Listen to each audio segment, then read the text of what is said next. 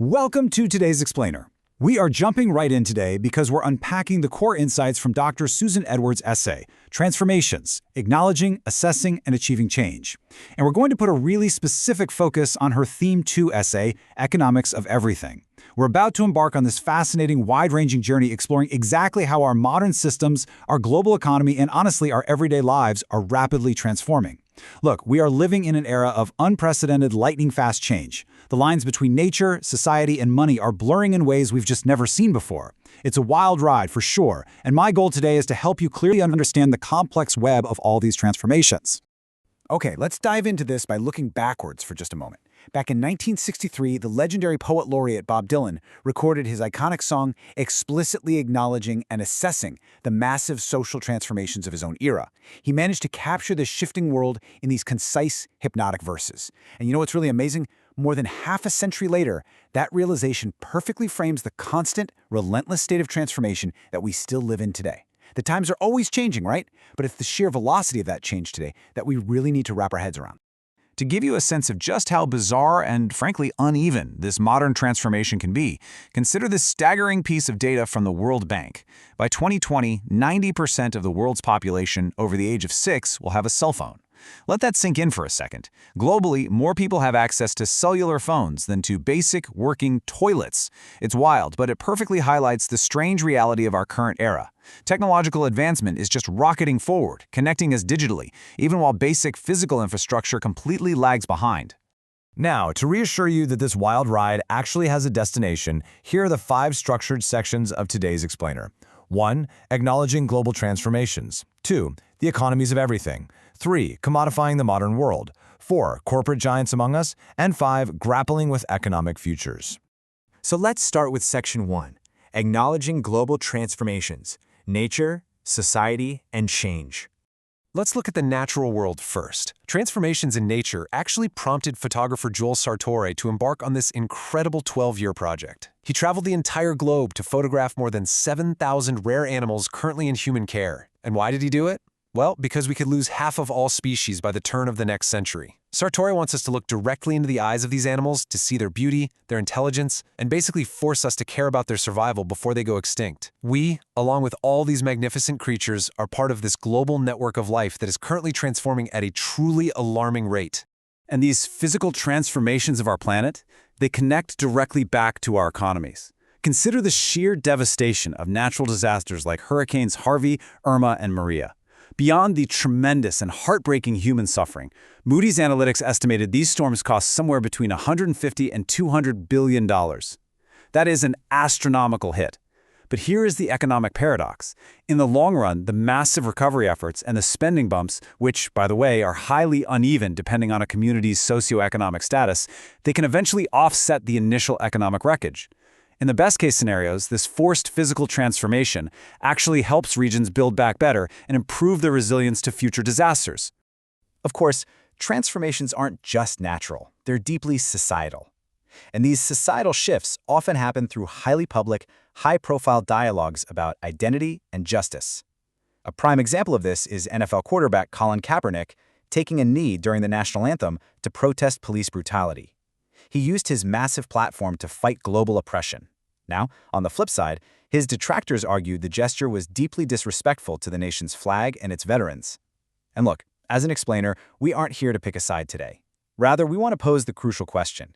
In what ways does society transform when we engage in these intense public dialogues?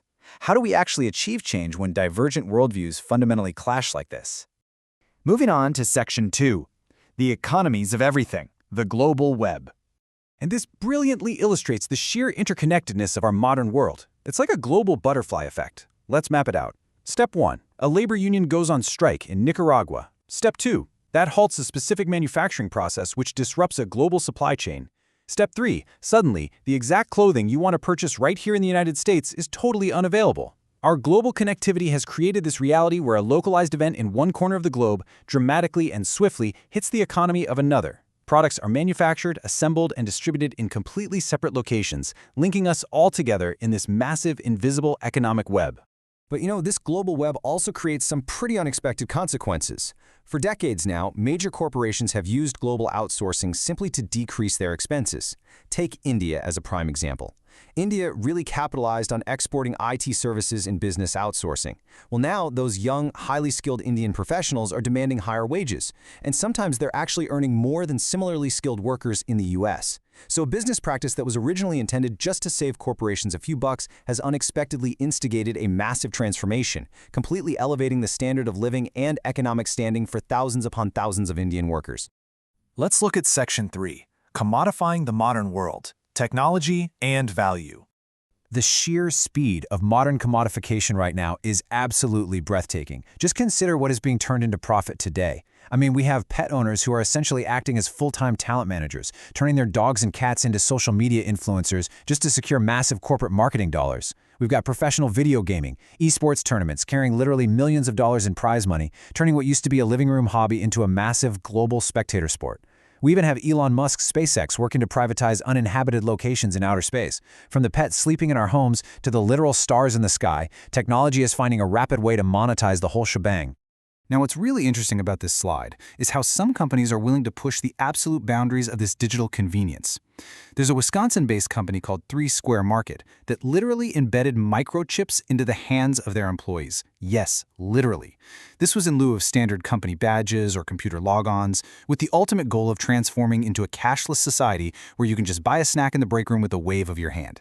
Now, they promised the chips wouldn't be used as tracking devices, but come on. In an era of big data where we're already tracked across the internet every single day, this level of integration raises some huge questions about privacy and exactly where we draw the line on digital convenience. Section 4. Corporate Giants Among Us, Consolidation and Wealth. Politicians are constantly telling us that small businesses are the backbone of the economy, right? Yet new business creation has actually steadily fallen over the last 40 years. Instead, what we're seeing is that market consolidation is accelerating. Take a look at this. In the year 2000, the US had 10 major airlines. Today, we're down to just 4. And those 4 major corporations control a staggering 83% of the entire US market. Massive corporations are just swallowing up market share left and right, fundamentally transforming our competitive landscape.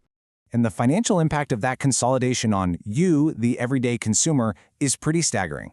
Consider the number $4.2 billion. That is how much those consolidated airlines earned in extra fees alone, for things like checked luggage and an extra inch of legroom, in just the year 2016. Compare that to 2007, before this extreme wave of consolidation, when they made $543 million in fees. When competition shrinks, corporations have the ultimate power to fundamentally transform their pricing models, and it's the consumer who foots that multi-billion-dollar bill. Speaking of massive numbers, let's talk about the absolute peak of corporate scale, $482 billion. Take a second to let the sheer size of that number land. That is the corporate value of Walmart, the world's largest corporation. They do business in more than 30 different countries. The sheer scale of wealth and power concentrated into a single corporate entity today is historically unprecedented. Because to truly understand our global economy, you have to look at the incredible, frankly jarring contrasts within it.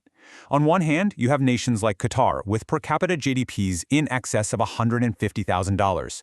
On the other, you have a single corporation, Walmart, whose $482 billion value is literally larger than the gross domestic product of more than 150 independent countries. Wrap your head around that. And at the exact same time, you have heavily indebted poor countries globally that are trapped in these vicious cycles of credit and debt verging on total political and economic collapse. This right here is the ultimate paradox of our transforming global system. Unimaginable wealth existing right alongside systemic collapse. Finally, Section 5, Grappling with Economic Futures, What Comes Next? So the crucial point is this. As technology speeds the world forward, creating wild new industries from pet Instagrams to microchipped employees, we really have to ask, can everything in the world be commodified? Will technology and global connectivity eventually place a literal price tag on every single aspect of human and natural existence?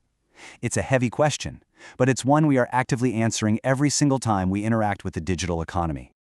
Ultimately, as we grapple with these far-reaching economic consequences, we are left with some deeply provocative questions. Are we adequately addressing the global impact of all these rapid changes? Given the extreme consolidation of wealth we just looked at, and the struggles of indebted nations, is capitalism actually failing as a system? Is the classic economic debate between state intervention, championed by John Maynard Keynes, and free markets, championed by Friedrich Hayek, actually more relevant right now than ever before? These are the heavy questions defining our transforming world. Thank you so much for joining me on this explainer today, and I'll leave you to ponder just how much the times are truly a-changing.